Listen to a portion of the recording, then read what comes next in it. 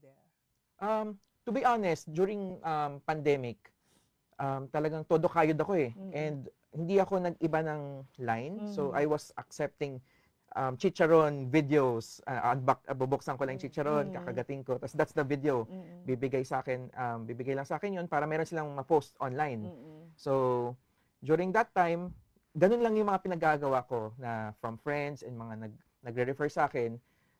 Pero after pandemic, nakaramdam din talaga ako ng malaking creative block or burnout. So, ako naman, what I do kasi, marami akong ginagawa eh, parang I play music, nagvi-video games ako, nagsi-skateboard din ako pag may time. So, parang nag-skateboard ka rin. once naramdaman ko yung creative block na yon or nabu-burnout talaga ako, I try to stop doing my work.